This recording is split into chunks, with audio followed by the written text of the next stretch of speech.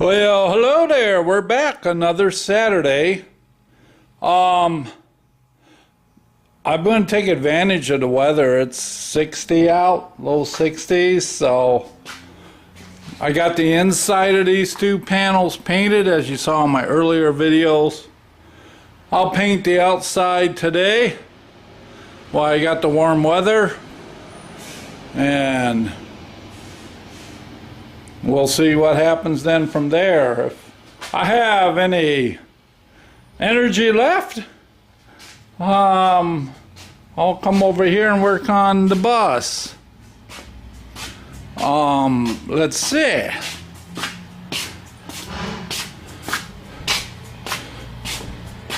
Yeah, I'll work on the bus over here, and didn't end up having to use my cutoff wheel on my son's Subaru to get the light on.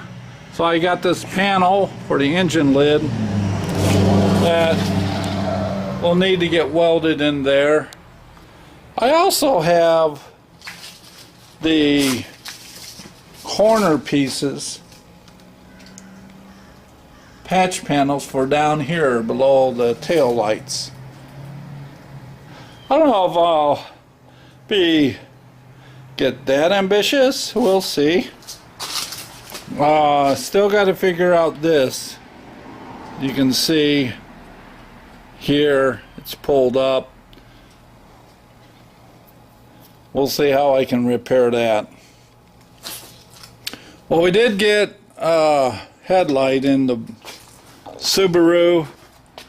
I got thinking, boy, I maybe should have showed that process, what we had to do to get the new headlight in and straighten the fender or hood up to where it would close, pull the fender back, and then put the duct tape.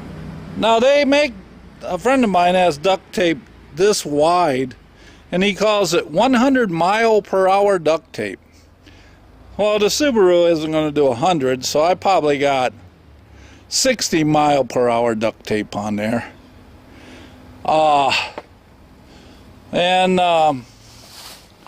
We put some, so as you can see, it's starting to peel back already. Duct tape on this rear bumper skin. So he did hear back. They sent another adjuster, and they did total this car. So he has a loan for it, so we're waiting to see, okay, what the dollars are. I think he also was wise and got that gap insurance to where, if, even though this is not a new car, if he ran into an issue like this, that it would pay off the loan value in case the amount they give him for totaling it doesn't pay off his loan value. So a lot of options on what to do. Turn it around. So one, you have different things. The fact that he has a loan, it's a little different if it was paid out. So let's say he buys it back, he has to pay the loan off. If he doesn't pay the loan off, he has to have full coverage insurance. Well, the insurance company will not give him full coverage insurance on this. Kind of like catch-22. So I'll bring you back. I'll show you the painted parts. I don't think you need to see the painting process. There's plenty of videos out there for that. And then if I get around to welding that patch panel, I'll set up the video and show you how I do that. So man, it's warming up. I think I'm going to start getting things ready to paint. So temperatures are climbing. All right. We'll see you. Bye. Well, ta-da! Here it is. Got it painted.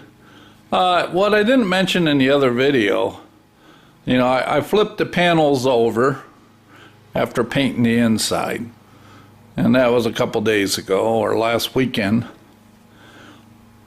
What in my youth I would have done, being so excited about seeing the actual paint job on this side, I would have mixed the paint, wiped the panels down with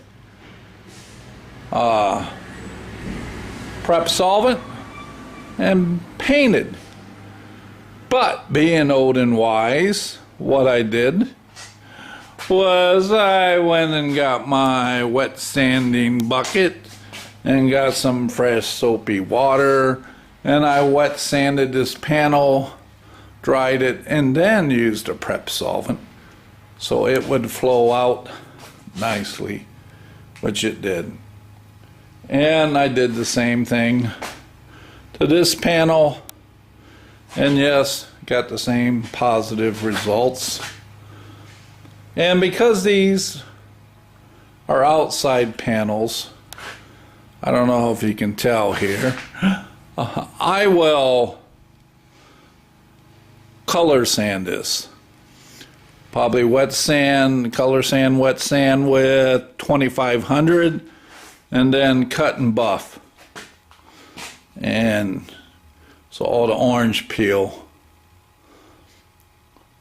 will be leveled. I didn't, you know, there's not a lot of bugs this time of the year. Got a little crud. It's kind of hard to see on this panel, but turned out okay. So there you have it. What I also did, you know, I got new hinges for the deck lid, so painted those. And then that panel I was going to weld in today on the bus. It's like, so I shot some primer and put some, I had a little leftover paint. Not enough to shoot the panels again. So I went ahead and painted the inside of this. So with that done, I'll let it dry. I won't be welding or working on the back of the bus today. And, you know, my old legs and body are kind of done for the day anyway. Probably go in and watch some football, but yeah, came out good. I don't know if it'll make any difference if I turn the light on. Let's see. Oh, there's the overhead light. Yeah, you can see, well, that really, those are holes for the Volkswagen emblem that goes there. But no, pretty clean, not a lot of crud. Nope, came out good. As you can see, it's nice and level. There really isn't a lot of orange peel. Not a lot of orange peel. So you're asking, or someone might be, what did you paint that with? Well, I'll have you know, here's my messy paint mixing bench. Yes, sirree. My Harbor Freight touch-up gun. My whopping $12, $18 gun. Again, it's all on prep work. Etch primer, high fill primer, wet sand, glazing compound, then the final spray. That's right. And then when I wet sand and buff this, you know, some of my friends find it hard to believe, you know, that some of these things I paint is with a $12 Harbor Freight gun when they see the results. But what they don't see is the process. They don't see the 3-4 hours of meticulous wet sanding and priming again and wet sanding and making sure the surface is correct. You can see some of the orange peel now there. When I wet sand that will be gone. It will be smooth. All right, you know my secret now.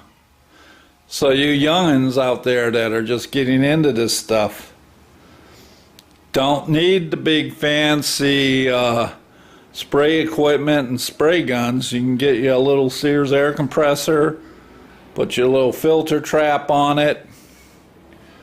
Just go to Napa and get you, or Amazon, wherever, get you some good 2K high fill primer. Be patient, patient, patient, and wet sand and level.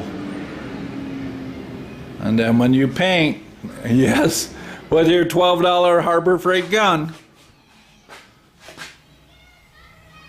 you will get results that you would be proud of. All right, jabbered enough here. I'm gonna go in, relax the legs, watch a little football, catch the last part of the Purdue-Michigan State game if it's still on. Yes, I attended Purdue, and I also attended Indiana State. So, like them both. I will see you guys later. Bye.